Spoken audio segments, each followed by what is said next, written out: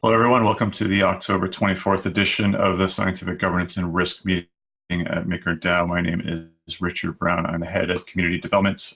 We have a few guests today. Well, Cyrus is less of a guest and more of a fixture. Cyrus Younesssi, head of risk, will be discussing the governance migration cycle, as we've been calling it, and giving us some insight into what that entails.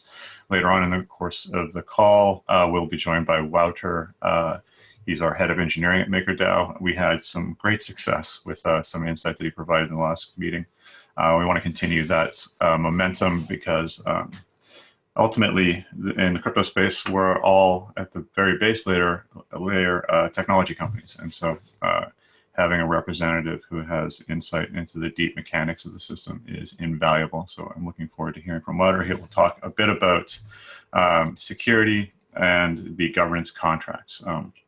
Governance, as I've never tired of mentioning, is going to get increasingly complex for this group, and that complexity has to be reflected in the contracts. And it's also I find that there's some pleasing a sort of purity of the rule sets reflected in the contracts. Obviously, I guess that should be apparent, but viewing the system from the smart contracts themselves. Remove a lot of the fluff and they get right down to the nitty gritty of what it is, the tooling that we have available to us. And so hearing from Wouter is going to be very useful for us. And I'm looking forward to it. Let's do the preambles and then we'll get kicked off immediately because there's lots to go over. We are very interested in hearing from everybody in the community, all of our stakeholders, particularly this group of people that are willing to show up every week. So if you have a question, please type it into the chat. We will read it out for you if you don't have access to a microphone. If you do have access to a microphone, please don't feel shy. Ask your questions and we will address them as they arise. All right, with that, Cyrus, I'm going to give up my speechifying slot for this week in anticipation of more interesting people. So if you wanted to take away and start talking about risk, it's all yours.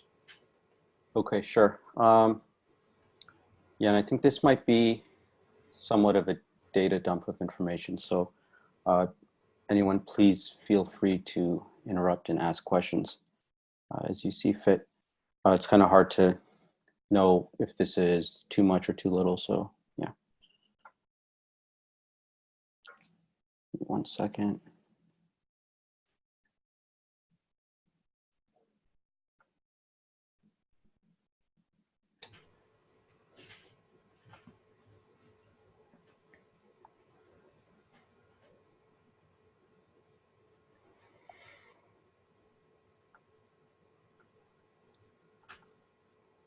All right.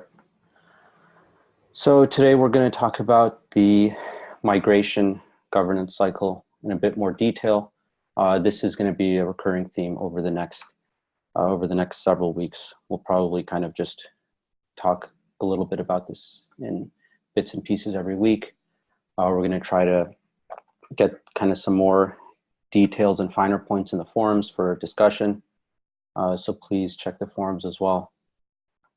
Today we'll kind of do a recap of what we talked about last week, implications on governance, kind of talk about where we are in terms of general collateral risk models and how they pertain to the migration cycle.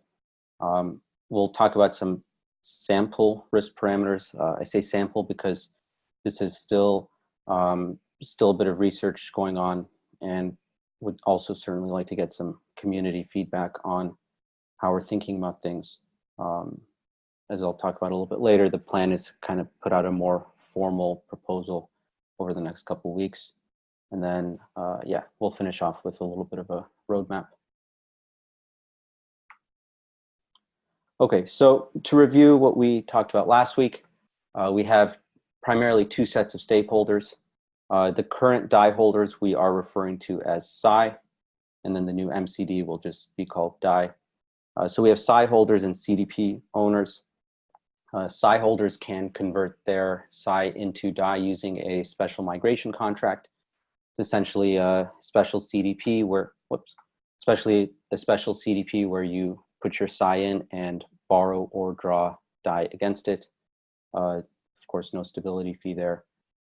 And then CDP owners can migrate using the migration contract as long as there is Psi liquidity there. And there'll be an easy UI for that released. The only caveat is that you need some MKR to pay off your governance fee for your CDP. And if you don't have any MKR, then the migration contract will facilitate that purchase for you from DEXs in the back end. We also spoke a little bit about global settlement last week. There's no timetable. It's not going to occur immediately, but it will need to happen eventually for a variety of safety-related reasons. I think our goal as a community is to just kind of shepherd the migration until we can safely call global settlement. And then also, I think we have a little bit of time to figure out the mechanics of this as well. This doesn't have to be figured out by launch, but maybe when we have a little bit more bandwidth in terms of governance. We talked a little bit about kind of the benefits of MCD. Obviously, the DSR is going to come into play. CDP owners will likely have lower stability fees, boost security features. These are some new security modules, the Oracle security module, governance security module, and the emergency shutdown module. And we will talk about all of these next week. Obviously, multi-collateral support, new liquidations for auctions, which we'll also talk about next week. And there will also be better liquidity on DAI. So certainly plenty of good reasons for people to switch over to MCD. That being said, there are a few things we need to be careful and deliberate about. First issue is the pace of migration. If it ends up being too slow, it's going to cause a number of issues for us on this call in terms of managing 2 DAI pegs and 2 stability fees and so forth, but probably also have negative ramifications for the general DeFi ecosystem. So I think it's fairly intuitive why we don't want a super long drawn out migration. At the same time, if it's too quick, then there may be stability issues, there may be engineering issues and so forth. So we need to kind of think about what a sweet spot is for how long we expect or want it to take. That's obviously not easy and will be monitored over time. There's a lot of questions about when do we know migration is done or finished. Obviously, that's also not something that's easy to define. Don't think we'll ever have 100% or even 90% migration, right? But we certainly expect to see a huge chunk. At which point, when we are kind of comfortable with the amount of migration that's occurred, we can shift from the migration governance cycle to more standard governance cycles. And then in terms of SCD, potentially we could keep it going as super low maintenance. So maybe, every several weeks or once a month, we can kind of look back at SCD and see what's going on there if we need to make any huge changes. But yeah, our hope is that the migration will be finished by end of the year. Okay, so, and then in terms of governance, obviously this first one is kind of the overall mandate of MakerDAO, right? Is we want to ensure the stability and integrity of, well, not just DAI, but now Psi and DAI. And I think it's beholden on us to promote a safe migration for the community. Already talked about this a little bit. The timeline, right? And then so our risk team will publish a special migration risk model, which is essentially a set of risk parameters and justifications for strategy. It's not going to be fancy quantitative models and anything in depth like that. It's entirely safety conscious and safety focused. We're looking a lot at the incentives for the actors in the system, SI holders, CDP owners, secondary lenders, secondary borrowers, and all that, because essentially the supply shock that will be coming for MCD and the potential deleveraging for SI will kind of put monetary policy front and center. And I think that's pretty much what our it's almost like a risk strategy is going to encompass. And we'll try to publish that in the next couple of weeks and set up a governance poll for the community to vote on it.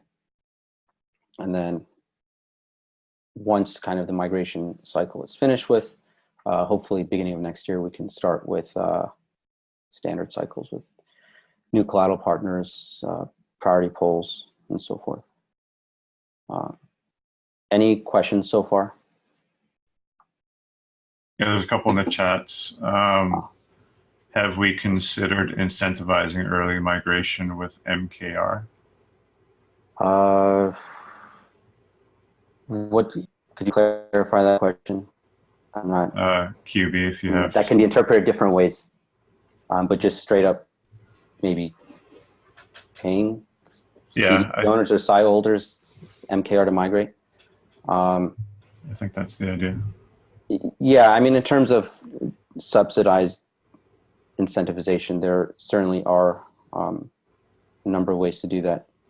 I think the problem here is that, and this is one of the things that Cyrus and I have been wrestling with for, it seems like forever now, is we have a series of incentives available to us. There's levers, there's carrots and sticks that can be brought to bear to encourage or to slow down the rate of the migration, but we can't know which ones are relevant until the migration starts and we see what the community's appetite is to start moving. So we're dealing with an unknown right now. So until we see until the migration process has started, we don't know how much pressure needs to be brought into the system in order to ensure an orderly migration from one system to the other. So it's there's lots of tools available to us. I'm reasonably sure we're not going to get to the point where we need to pay people to move, but it's a possibility, I suppose. Right, and I guess we talked a little bit about this last week, but that is kind of more of a business type decision from the MKR community rather than a risk one per se. But yeah, certainly something that's been talked about. All right, next question. You mentioned the migration contract is going to source Maker liquidity from DEXs. Do you know which ones in particular, or are there any in particular?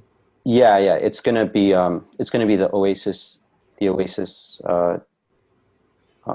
Oasis app, but there will also be some arbitrage bots that will be released that I think will kind of help.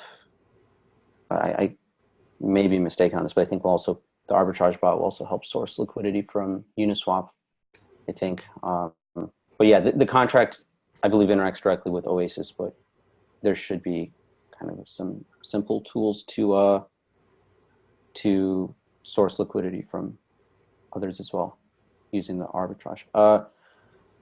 Why not use Uniswap as a primary outlet for trading on backend, given that it's the most liquid market? I think, and I'm going to defer to some of the market makers in the community on this, but I believe that the market makers are planning on providing liquidity maybe above what their standard level is for the migration. And so the expectation is that there will be kind of better liquidity provision on Oasis, especially some of these CDPs have higher than average MKR governance fees to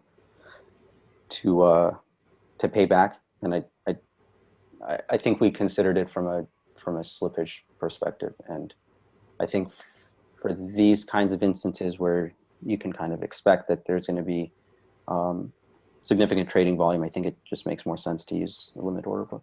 But yeah, maybe Joe wants to clarify, or maybe next week we can have some of the market makers come on and discuss that. Yeah. I mean, ultimately, though, we're going to have both tools available. So the ETH to DAI or the Oasis backend from our perspective, and then the open source tooling or arbitrage bot that allows anybody in the community to attempt to source liquidity from Uniswap as well. Yes, we're gonna be doing that. I don't know what the timeline, but hopefully we have a week timeline for everybody to try running it. I encourage everybody to try running this price feed, and also hopefully have it with other 0x exchanges. But the problem is, as Nick Conkle puts it perfectly, it's front running central, and as much as I love Hayden and Uniswap, you have to be really careful about price manipulation. So that's why we did it with the order book that's been there that still has bids and offers out there. But I suggest everybody, start sourcing your MKR liquidity for the bigger CDPs. That's my recommendation for everybody. So, and convert over a slow time frame. Doesn't have to be all at once, but you can do it over a couple days. And that's all I'm saying there.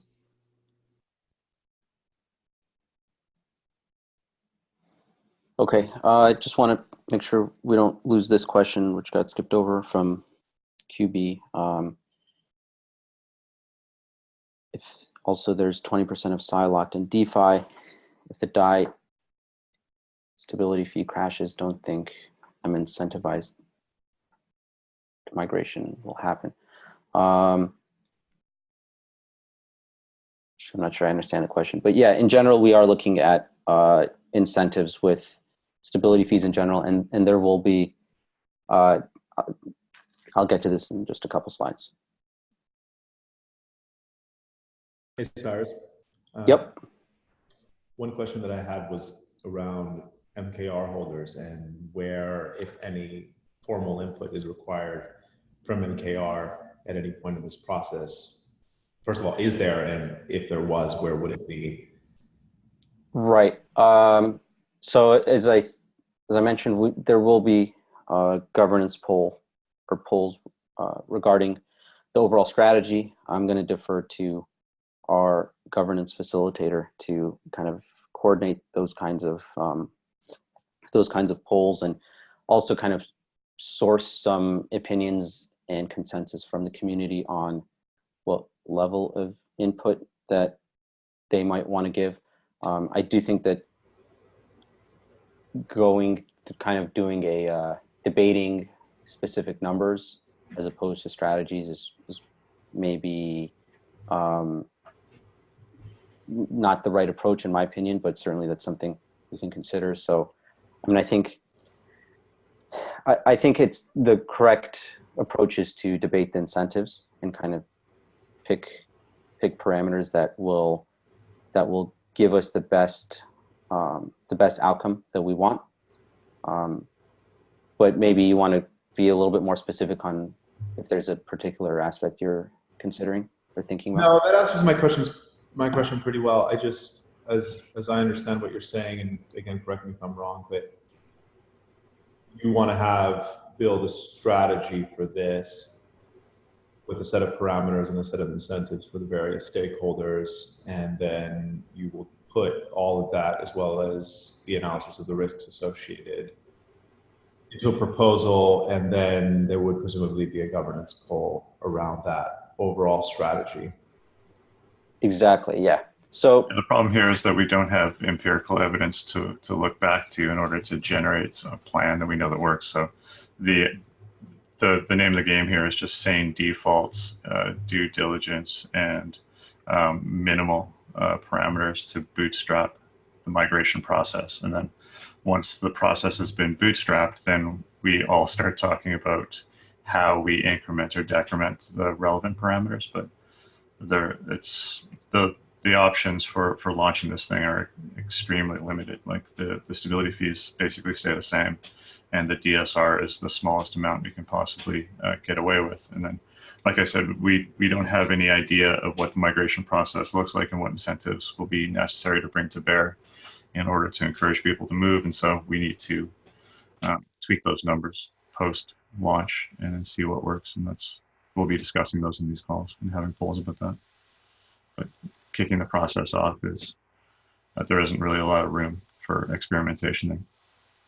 Does that make sense, Alex? Sorry, I'm still muted. Thank you both, guys. That's great.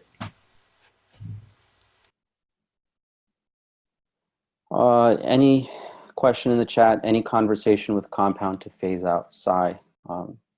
Compound posted a short blog post, I believe last week, outlining their strategy. Certainly it's not for us to tell them when to phase out Psi. And really there is no phasing out Psi until global settlement occurs anyways. And that's something that when we do kind of discuss or devise a global settlement strategy, obviously a key factor of that would be sufficient lag time for kind of the whole DeFi ecosystem to prepare themselves. I certainly hope that that doesn't happen out of the blue.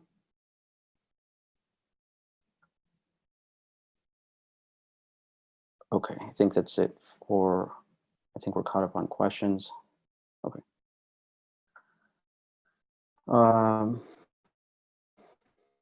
Okay, so I want to take a minute to quickly talk about our collateral risk models, kind of separate from the migration, and just kind of give a progress update there and how it does relate to migration.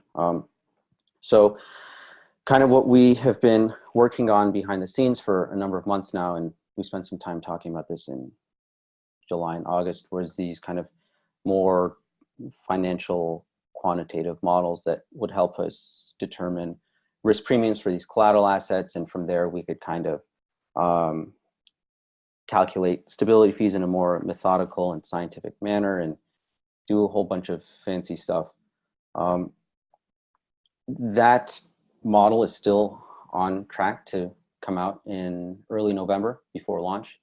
And certainly that's something that I hope the community digests and reviews and discusses.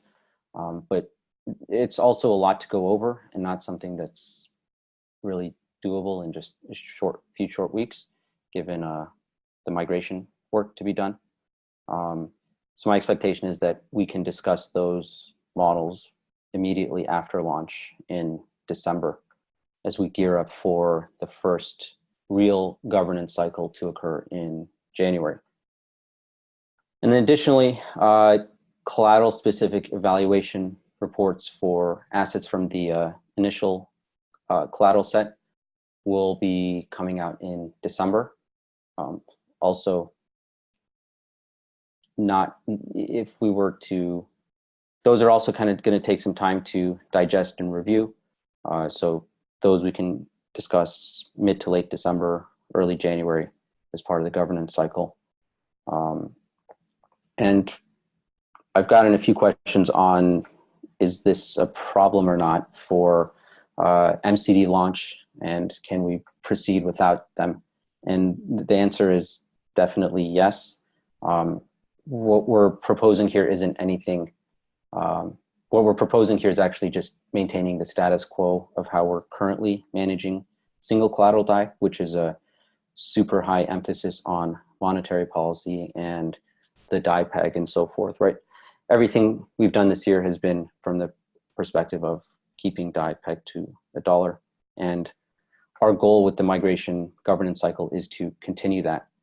The point of the general risk models is to kind of deal with a separate but important issue. And the risk premiums are probably in the long term more important, but because we're dealing with such a huge supply shock that it basically dwarfs the importance of the evaluation. So for example, if we came out and said ETH is super safe asset, and it really only needs a stability fee of 3%, just hypothetically, then that would cause such a massive, that would cause a lot of chaos and shock to the system in terms of the ability for SCD users to refinance, and it would destabilize the DAI pegs, and the resulting monetary policy would converge those spreads anyways.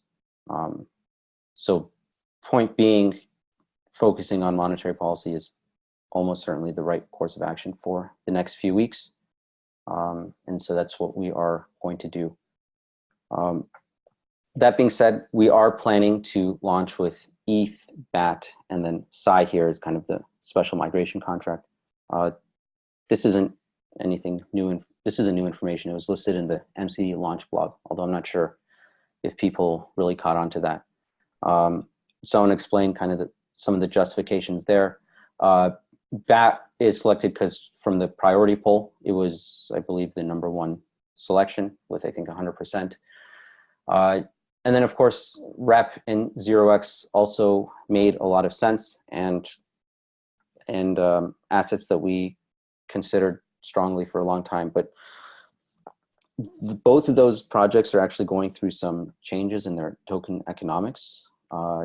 REP, I believe, is scheduled for even doing a full token migration to a new contract, completely new economics, and then 0x as well is implementing some new things. And I just didn't feel like it made sense to spend too much time doing evaluation reports there, given that they would have to change it in literally just the next couple of months to compensate for the new mechanics. So that's why those were not selected. And then when it comes to the others in the collateral pool,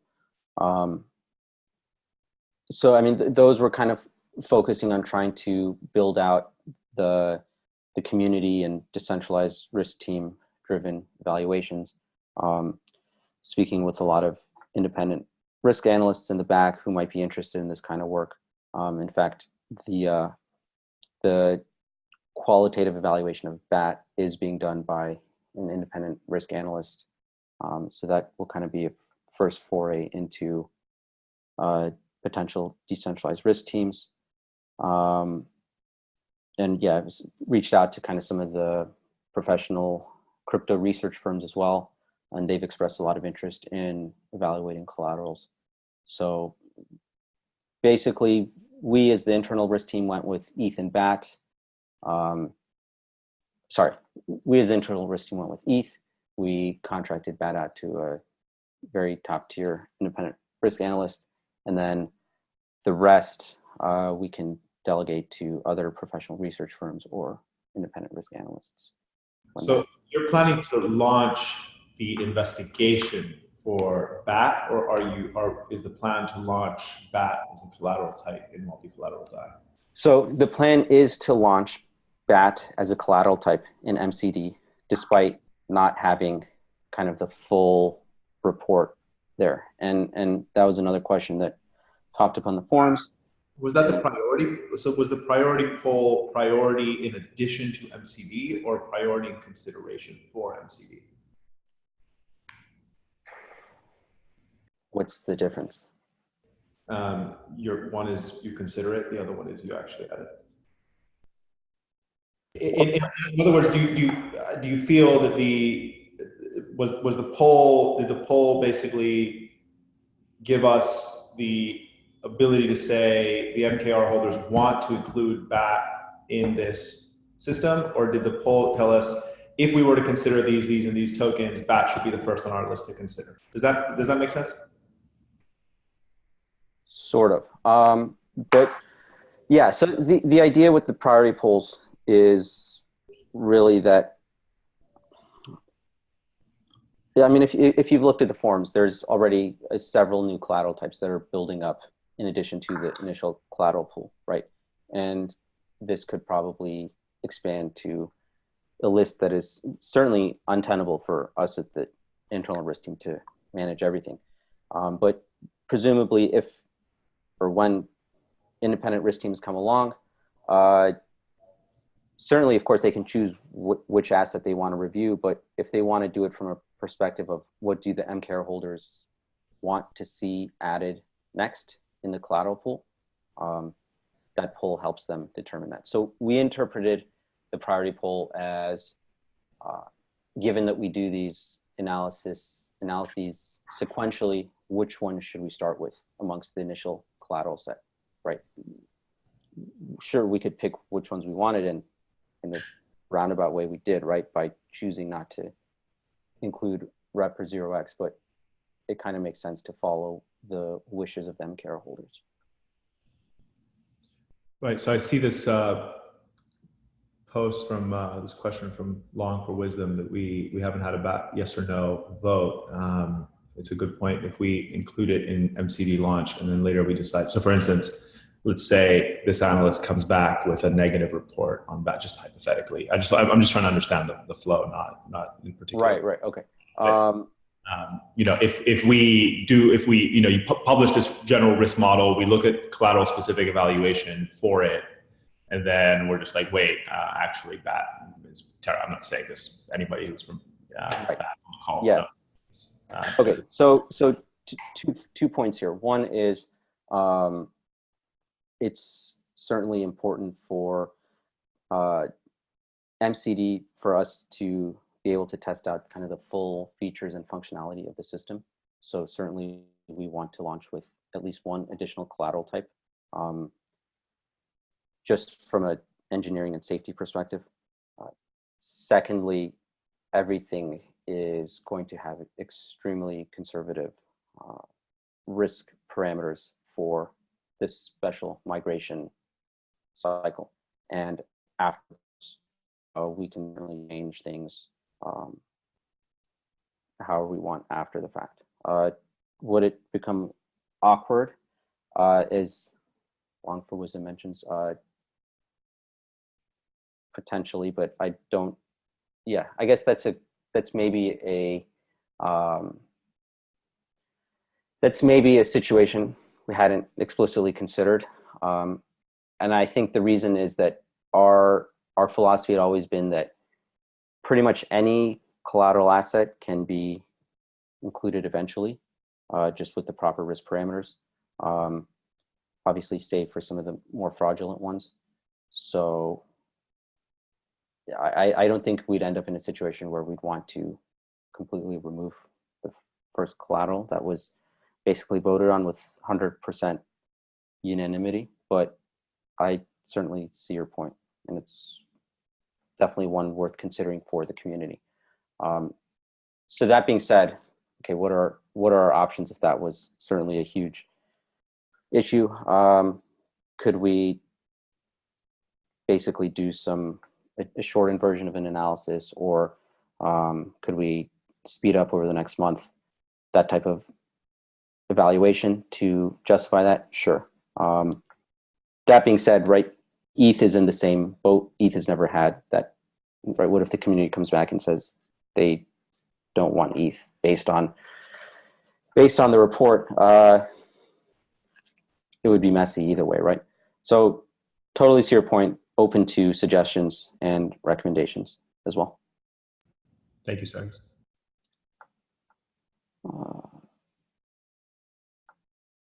Okay, that being said, here are some very hypothetical and I don't even want to say tentative. I really would just want to say hypothetical risk parameters. And then basically the point of this is to kind of discuss some of the incentive analysis that went into thinking about some of these parameters. And then certainly we can discuss on this call this week, next week, forums everywhere on how we're thinking about this. So DSR, we're thinking certainly above 0.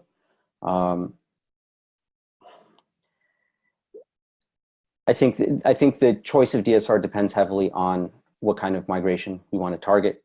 I've seen a lot of support for numbers on the lower end because it's kind of a safe and gradual approach. I've also seen some analysis for a little bit higher, the 3, 4, 5% range for incentive alignment with current SI holders who may be earning earning through Compound or other secondary platforms. For the stability fees for ETH, certainly something less than SCD makes sense, probably in that similar range to incentivize, to lightly incentivize migration there. I think some of these, I think in this case for the stability fee is probably one of the trickier ones to pin down. So right now we're seeing a situation between SCD stability fee and Compound, where there's already this rough 2.5% refinancing incentive that's not being utilized, and it's been like this for a few weeks now. So it's kind of hard to pin down what CDP owners' sensitivities are to rate differentials. So this is something that we're going to spend some more time doing some research on. In terms of the debt ceilings, I think a similar debt ceiling to SCD makes sense, roughly 100 million. And then for SCD, I think one consideration we're having is with liquidity provision in case the SI price goes bid due to either CDP owners migrating manually or secondary platform borrowers migrating. And I think as long as we just make sure that there's enough room in the debt ceiling for SCD to, if they needed to, if market makers needed to mint more DAI, then that's something to consider. Right now, there's only like 15 million room in the debt ceiling. If that were to grow, then I think that would be a problem. Where it currently stands, I think given that we'll probably see an initial amount of migration lowering the side debt ceiling, I don't really see that as an issue, but certainly one thing to consider. And then one other option is to gradually lower the SCD debt ceiling as the DAI supply migrates, to kind of keep a lid on that growing back again. Just an idea there. Previously, we'd floated some ideas about different collateralization ratios. I think that's also going to be put on hold right now due to just unpredictability and uncertainty there. But we will revisit ETH with different collateralization ratios first thing with the standard governance cycle. For Psi, as I mentioned, 0% stability fee, collateralization ratio 100%. Debt ceiling here, debt ceiling here is also, I don't think, terribly important. I'm trying to work on seeing if there's any technical risks there, but I don't think there's much. And then, yeah, so I guess back to the question on BAT is, what kind of risk parameters can we set that are sensible for MCD launch, that don't kind of overstep any social boundaries per se? So one idea is maybe having the same stability fee as MCD ETH, and then a very tiny debt ceiling of 3 million. And this number is, well, this is something that we can certainly talk about when some risk models are released, but is roughly a reflection of the liquidity in the order books for the markets for BAT, and then also a result of some other heuristics or models that we've been using for debt ceiling. And we can expound upon that in the forums as well. Cyrus? Yep. A quick question about Psi as collateral. So say I'm a Psi holder and I have 100 Psi and I move it through the migration contract, I get DAI on the other side. My DAI is collateralized by that Psi. Right. What happens when single collateral DAI reaches global settlement? and the whole system shuts down, then I have 100 DAI on the multi-collateral DAI side that is now uncollateralized. It's certainly not uncollateralized, right? Because the SAI is backed by ETH, and the SAI is a claim on ETH. So in that case, DAI is just collateralized by more ETH. In fact, even before global settlement occurs, that DAI is backed by ETH because the SAI is itself backed by ETH.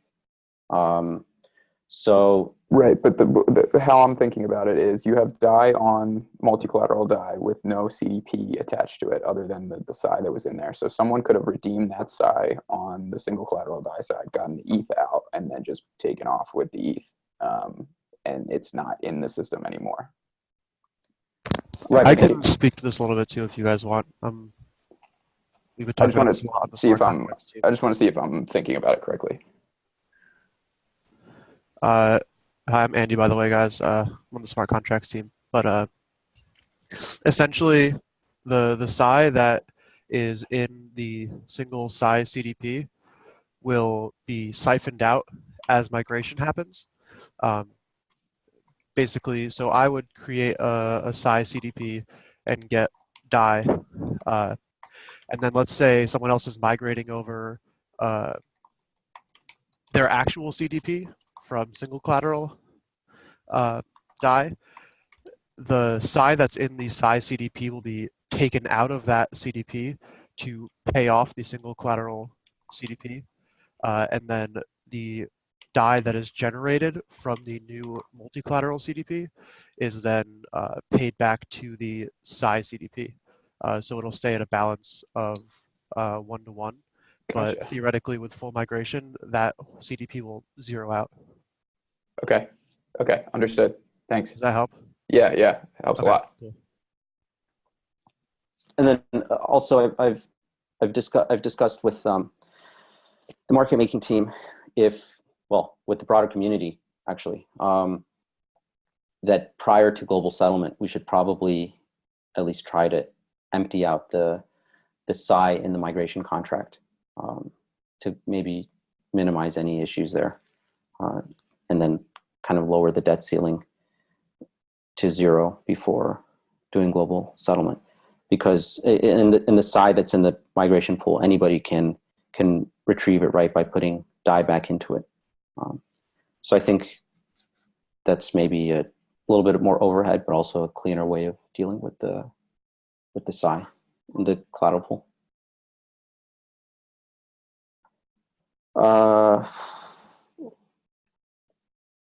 Okay. Just second to last slide. Some contingency plans are probably necessary. I think one thing that can maybe kind of agree that is somewhat likely to happen is some, certainly some SAI instability, but particularly SAI increase due to people paying off their CDPs. And so obviously we're going to need to remain agile and nimble. And that's not something that historically we've been good at, being agile. So one idea is to increase the cadence of our governance calls. I'm thinking maybe having them be ad hoc and can kind of hold them when we need, or if the community prefers, we can maybe have them scheduled to say twice a week. But for example, I think maybe 48 to 72 hours after launch, we'll likely need to convene to discuss something, right, to kind of monitor what's been going on so far. So we'll kind of include those as part of the proposal to be voted on, and we can discuss that next week as well. And then I also want to remind people that there is certainly the possibility of an emergency global settlement that might need to be done for a variety of reasons. Variety of reasons that we can't really predict. And well, that's the point of emergency global settlement, right? To deal with kind of the unknown unknowns. But it's certainly something that should be in the back of the community's mind that, you know, even though we're not planning to do global settlement anytime soon, if something were to happen, then, well, that's certainly an option that the community can come to consensus on and deal with. All right. So here's kind of the roadmap for the rest of the next few weeks. Next week, we'll talk about some system parameters and then just kind of more migration talk. Going to leave the governance polls for the community and Rich to work out. I'm sure he'll have something for us shortly based on some feedback from today's call. And then on our side, we'll probably be releasing our models in the next several weeks, and then collateral specific reports in December, tentatively. Okay. And that's it for me. All right, thanks, Cyrus. I feel like we're going to have a longer than usual call today, so we're going to move past the hour. Wouter is going to join us today, our head of engineering, to give us some insight into the smart contracts end of the world, which we've already seen some utility from Andy providing some clarity for us, which was great. Thanks, Andy. Wouter, I'm going to hand it over to you if you're prepared to give a little bit of information. Definitely. Thank you, Rich. Yeah, so I'll share my screen for presentation.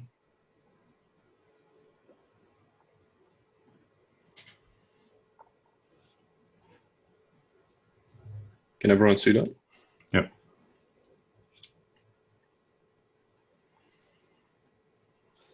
All right. So there are two things that I'll discuss today. One is a quick update on the security roadmap. I won't take too long, but I think it is relevant to risk. And the other part is kind of a deep dive into the governance contracts and how they are structured. So to do the security part first, so some of you might have seen that we published a blog post yesterday, so you can find it at blog.makerdao.com. It contains a full update of what we did with the security roadmap. And we actually now have a permanent website where we will collect all the security information. You can find it at security.makerdao.com. But just to give a quick overview, so the security efforts that we've been doing, the first one I think we've blogged quite extensively about is the formal verification of the contracts. The core contracts have been formally verified for some time. We've continued that work, and we're at the point where most of the contracts in the periphery of the core contracts are also formally verified, and you can find the list and the blog post. So that was ongoing work. Next to that, we had 3 independent security audits. So one was by the Trail of Bits. They have delivered their report with the findings.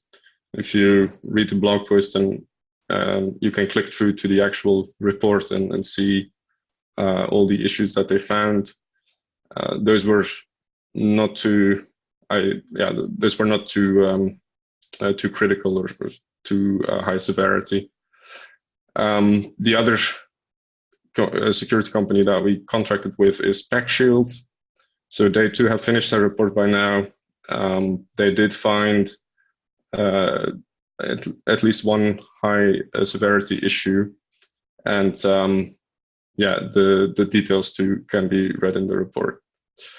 The third security audit that we've been doing is with the company runtime verification, and that one is a little bit special because it's not a traditional security audit in the sense that they would go through the code and look for mistakes in the logic or bugs.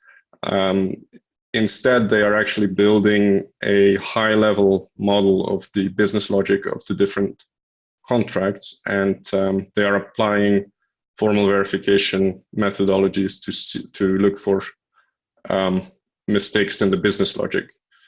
And the importance of that, so it relates to a limitation of regular formal verification. And that limitation is that formal verification can typically only detect mistakes on a local level. So it's like a unit test. When you write formal verification specs for a contract, it will only be able to tell you if there are mistakes within that contract, but it doesn't consider interaction with other contracts. And so that's a known limitation. It's one of the reasons that we need other security audits to make sure that there are no mistakes in the system. And that actually showed in the results. So our security auditors didn't come up with any of the local mistakes that are usually caught by formal verification. And that's really a nice validation of our approach there. But they did come up with some issues that are that are really due to interaction between the contracts. So now we caught this through the security audits and the bug bounty program. And our hope is that with the model that runtime verification is building, that we can actually also apply formal verification methodologies to those inter-contract interactions. Still won't be a silver bullet. We'll always need these other types of security audits, but yeah, it's a matter of improving every time. And then we had one security company, so Sartora, and they actually weren't contracted by us, but they did a test run of their tools on our contracts, and they also identified a number of the issues that we also caught through the other security audits, and they independently reported them to us. So that was really nice. Yeah, as many of you may know, in July, we also started a bug bounty program that is separate from the security audits that we commissioned. So the bug bounty program was actually also very successful. We had 3 high severity issues and 1 critical issue that was found by a very talented hacker. And we paid out a bounty amount of $90,000 in total. So that one was actually better than we expected and worked really well. For the bug bounty program, we're working with HackerOne, so you can go to the HackerOne website and see all the details, for example, of the bugs that were disclosed.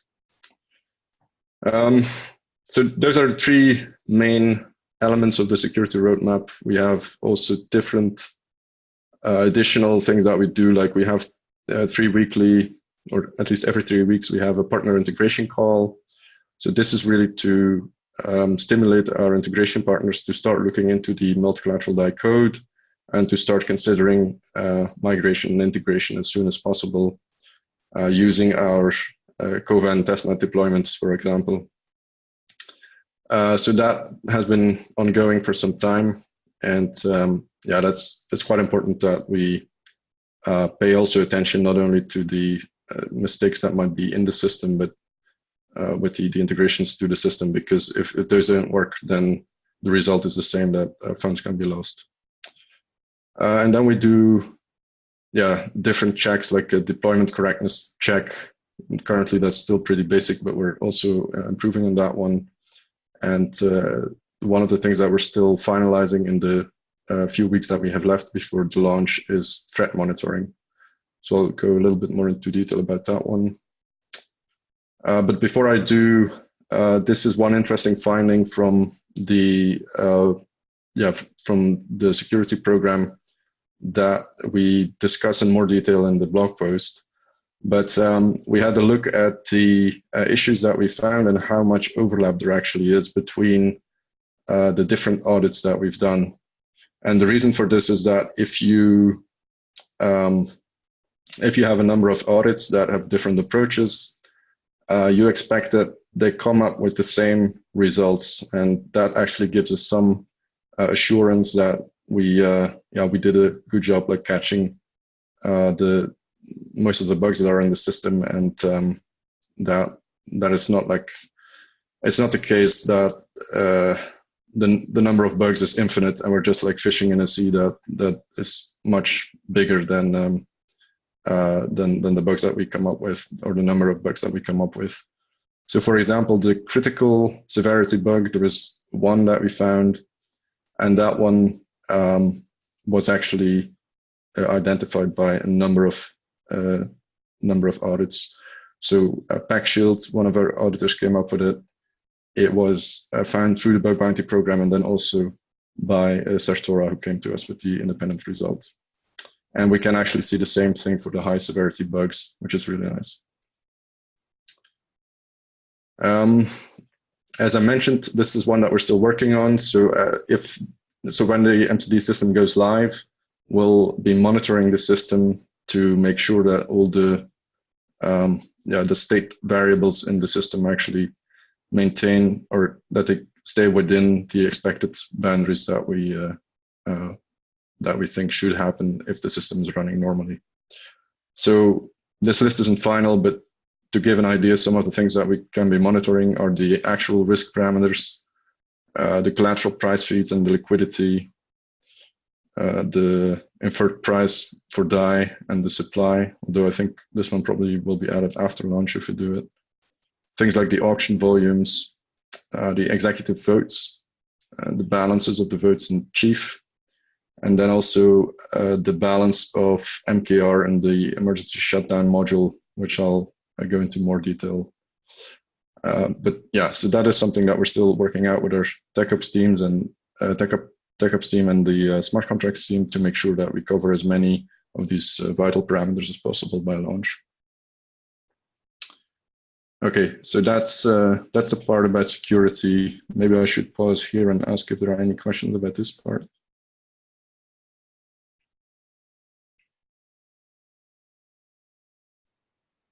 No, then I'll go on with the governance contracts. Yeah, so this is just as a starter. This is a slide from the very informative and well-documented MCD 101 slide deck that we've created. So this one is available online, and I would really suggest everyone who wants to learn more about the system in depth, doesn't necessarily have the knowledge to dive into the actual code of the contracts to have a look at those slides, because there's an invaluable amount of information there. But just to kind of focus the mind, so what we will be deploying on chain is to start with the CDP core. So this is like the module that contains all the balances and really the core of the system. It is, of course, the collateral contracts, so everything that is necessary for the different types of collateral. So the contracts necessary to join new collateral, for the collateral auction, and then also everything that's necessary for the oracles. We'll then also be deploying the what we call the flapper and flopper auctions. So those are the MKR dilution and the buy and burn auctions for MKR. We have the DSR module. We have the emergency shutdown module, and obviously we also have the DAI and MKR tokens.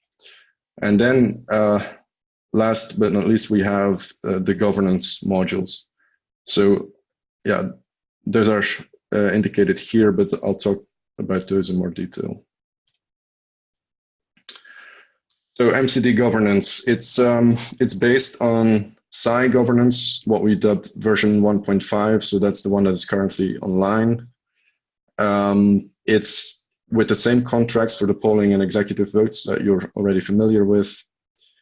The modules that we'll be deploying for MCD specifically are the emergency shutdown module, something that we call the rates module, and that is to do routine governance actions, most notably the adjustment of the stability fee and the DAI savings rate. Then we have something called the Oracle security module, and we have a DS pause module. And the DS pause is basically a queue for governance changes with a delay, so that we have some time to react if there is a malicious governance change in the system. So the way that these are structured, I've created this diagram for that. So basically, the way that we need to look at is that there are different paths to make changes in the system.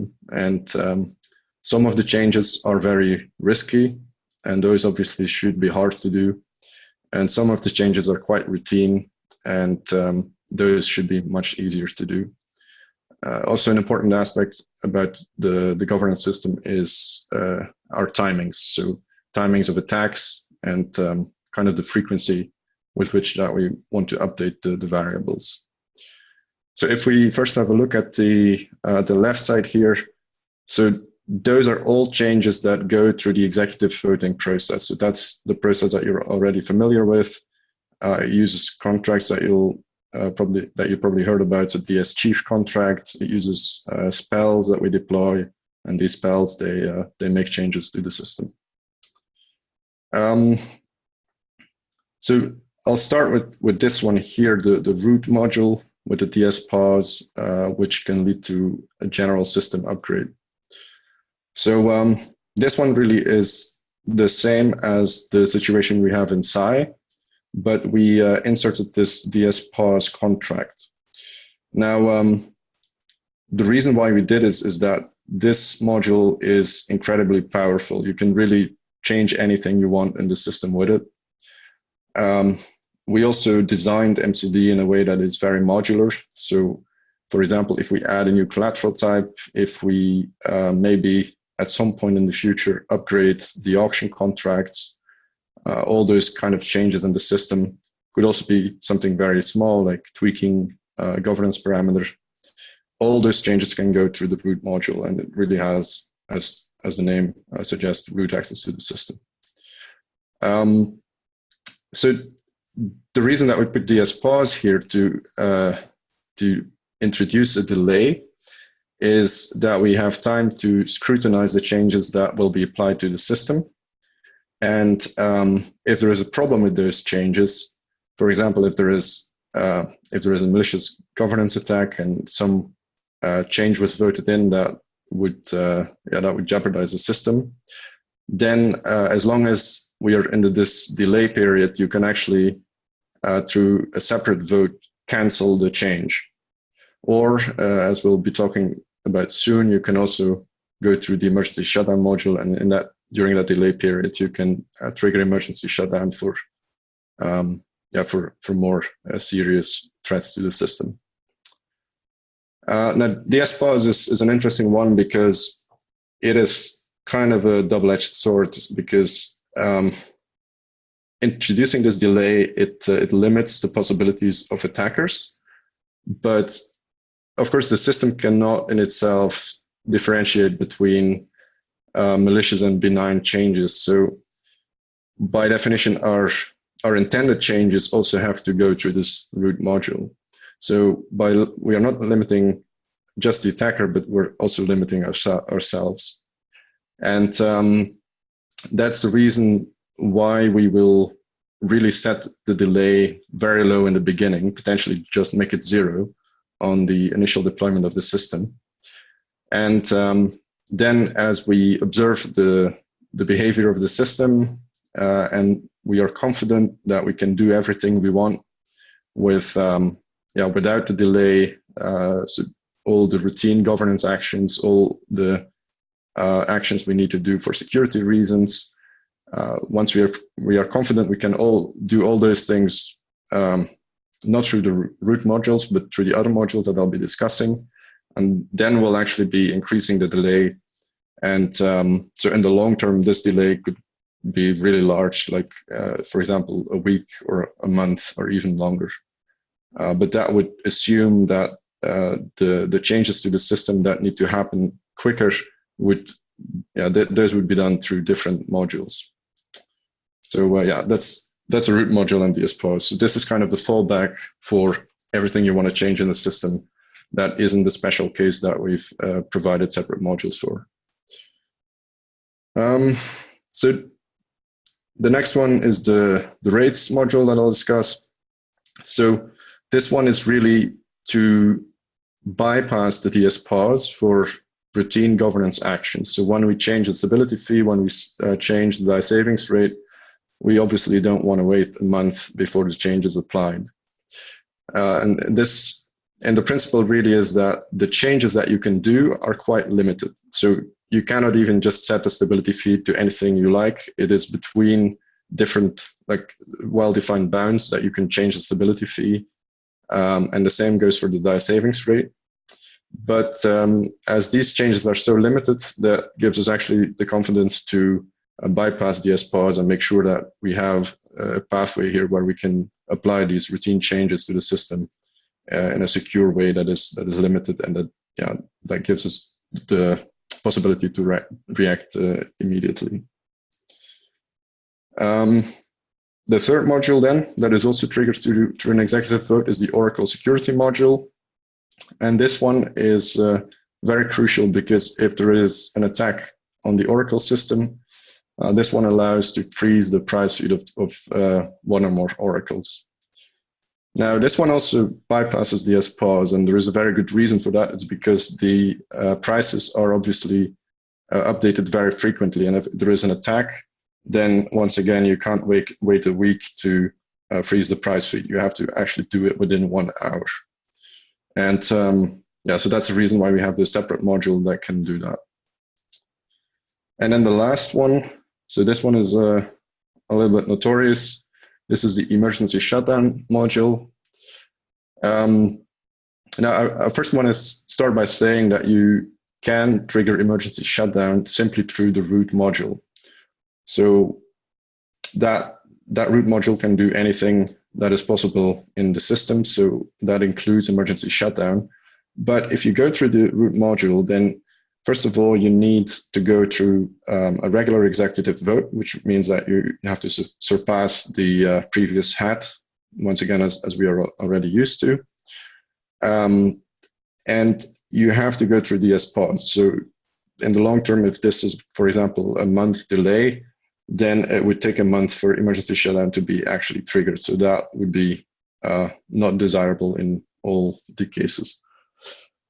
So if this isn't an option, then you can use the emergency shutdown module. And this one allows a minority of MKR voters to trigger emergency shutdown in the system. And the rules are as follows. So you need to add MKR to the contract, and you need to add enough MKR to reach a threshold of 50,000. And if you reach that threshold, then emergency shutdown will be immediately triggered, bypassing DS pause. And there is a catch, so all the MKR that you deposit in the contract is immediately burned. So you cannot get it back. And that is to get the incentives right. So if there is a governance attack and there is, through some mechanism, be it collusion of MKR voters, be it maybe a bug or whatever, if a majority of MKR voters actually wants to vote in a malicious governance attack, then the incentive would be for honest MKR holders that it would actually be better to trigger emergency shutdown than keep their MKR, which would lose its value anyway if the majority MKR holder attack would succeed. So, and these are basically the different the different governance mechanisms that will be deployed with the system. So I have one more slide about emergency shutdown, but I'll have a look at the questions first. Yeah, maybe Wouter, just a point of clarity, the burned MKR in the emergency shutdown module, the idea is if it is a legitimate emergency shutdown, then on redeployment, those people basically wouldn't actually suffer loss of their MKR. They'd be reimbursed, right? Yeah, so what really happens is that the on-chain system then shuts down according to the well-established rules. And of course, then off-chain governance takes over. So then it really depends on what the community thinks, so how people perceive the situation. It could be that there could be a fork, for example, if it really is a split in the community. Could be that there are two new deployments, and one fork really goes with the majority of MKR holders who try to attack the previous system. Another part of the community goes with the other one. Could be that it was clearly malicious, the governance attack, that the system is redeployed, and the MKR holders who triggered the emergency shutdown through the ESM module are indeed reimbursed for with their MKR. So that those are all possibilities. Cool, thanks. So I didn't read everything in chat. I didn't know if there are any questions there. There was one from QB. What's the plan in case of Black Swan event? And could you go over emergency shutdown, which you just did? So yeah. Yeah, of course. In case of a Black Swan event, we have all the defense mechanisms in place that should still keep DAI stable. So going from the stability fee and the DAI savings rate, which wouldn't be enough through the liquidations of CDPs. If the liquidations of CDPs does not, if that doesn't give enough revenue to cover the bad debt, then there will be an MKR auction to cover that bad debt. And if that isn't enough, then emergency shutdown might be an option.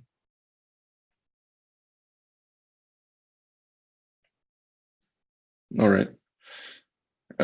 So the last slide I have is quite general, but some important design characteristics of the emergency shutdown mechanism that we designed.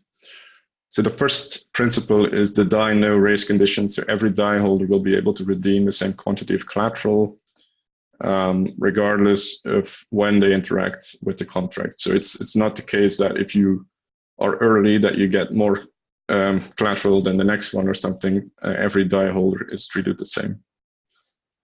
Second principle is CDP parity. So CDP owners are prioritized and are allowed to redeem their excess collateral before the DAI holders. So at the time of emergency shutdown, individual CDPs, entire collateral types, or the Maker protocol can be under collateralized, which is when the value of the debt exceeds the value of the collateral. So that would be negative equity. And Maker's current implementation favors CDP holders in all underwater cases by allowing them to free their entire amount of excess collateral. So this is a really extreme situation, but in an extreme situation like that, so if there is not enough collateral, basically, then it would still be, so the CDP holders would be able to withdraw their collateral, and it would be the DAI holders taking a haircut. In reality, what you want to do is build second layer solutions that would, in that case, make sure that the haircut of the DAI holders is compensated. And that could be done through reserves, for example, or other mechanisms. Next principle is immediate CDP redemption. So after emergency shutdown is initiated, CDP owners are allowed to free their collateral immediately, provided that they execute all contract calls atomically. The next one is no off-chain calculations. So yeah, this is more technical. So we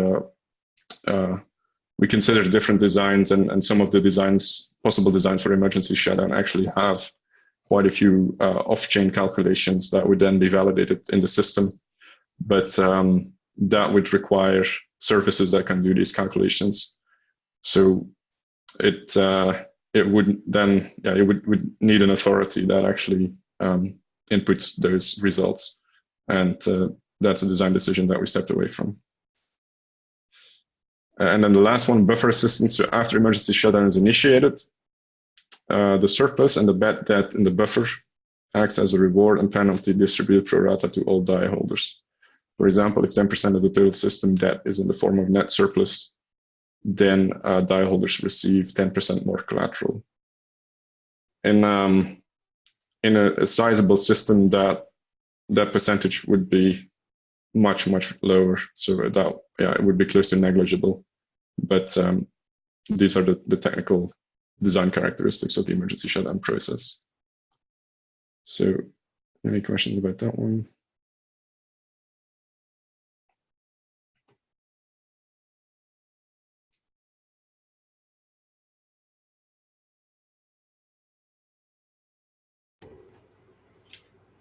No. I'll assume that was pretty clear then, so I'll give it back to you, Rich. Crystal clear. All right, thanks, Wouter. That's great insight. I'm sure that people will have questions after they digest that, so please bring them to the forums. We have lots of interesting discussions there, and that's where we continue these long tail chats. Lots of data in this call and more data to come. We don't want to miss out on Vishesh's State of the Peg, so let's jump into that and see if we can get through that in the next 15 minutes. Vishesh, is that possible? Yeah, I'll be quick. Great, thanks. So just kind of where we're at. So the DAI supply has kind of been a little bit steady over the past week or so. It made a slight uptick in the last 24 hours, just up to a little over 85 million, but overall not a huge change in the last week or so. That kind of puts it level at where it was at around the 11th. As far as collateral, there was a a large spike in the amount of collateral that was added to the system recently. So perhaps, and that was a little bit outsized for the supply increase recently. So perhaps there's more perceived risk at the moment, or perhaps people are gearing up to draw out more leverage again soon. So that'll be interesting to watch. Yeah, pretty quiet on the liquidation front. Small amount of liquidations with the most recent dip, but all in all, not a ton of movement in the system, despite a pretty noticeable move in ETH price in the last few days. So as far as what's been going on with DAI, again, this is pretty sustained trend of just sitting slightly above $1. The DEX trading volume with ETH a little bit higher, around 4 million in the last 24 hours, but yeah, price-wise, overall, roughly what we've been seeing. As far as the 7 days, we've seen kind of a little over 2 million daily average, but 14 million for the last 2 weeks. That's pretty in line with what we usually see at this point. But price-wise, again, just kind of sitting slightly above $1. As far as secondary lending platforms, so what's interesting to note is that on the 17th, there was the most recent drop in the stability fee. So the borrow rate for Compound has sat like pretty much perfectly flat since roughly around the 11th. But the DYDX borrow rate has come down with the stability fee. So that average is still sitting with a pretty decent buffer to the stability fee. The supply rates are all pretty much in line, roughly 7.3, 7.4%. For both DYDX and Compound. The borrow volumes, so this partly explains the flat rates on Compound, have basically not moved at all in the past couple of weeks. The supply volumes and then for DYDX, sorry, it's come up very, very, very slightly. For the supply volumes, they have been slightly increasing, but overall not a huge movement.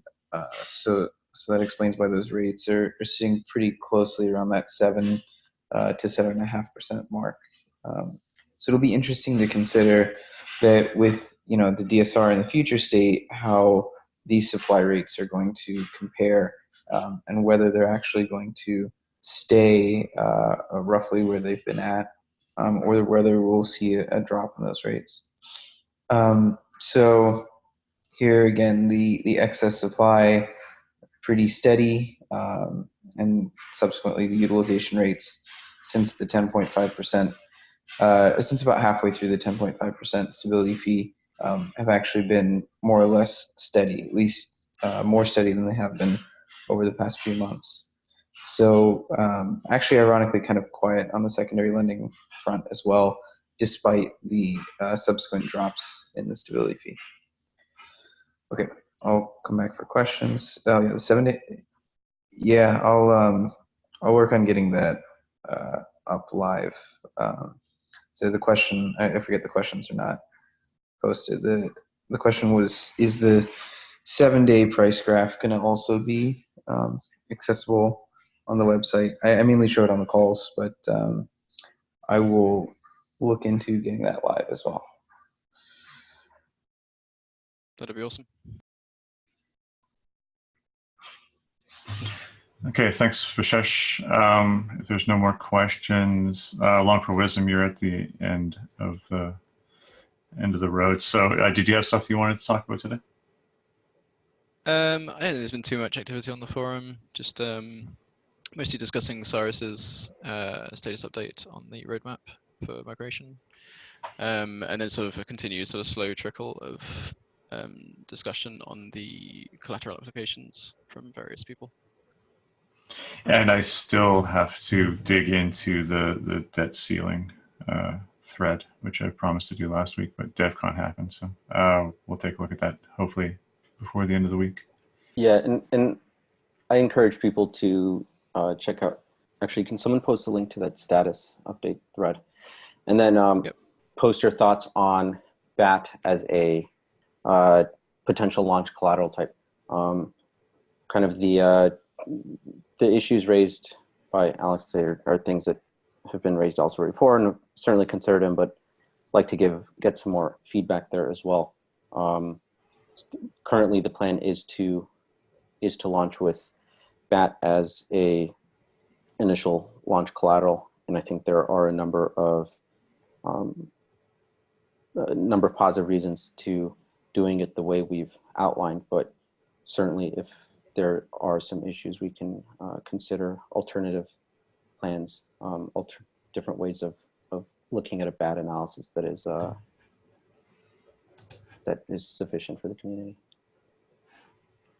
The only thing I'd say that seems a little bit possibly bad is if we end up launching with it with MCD and then later decide we don't like the thing, and then decide to knock it back down to 0 debt ceiling or whatever. I don't even see that as bad.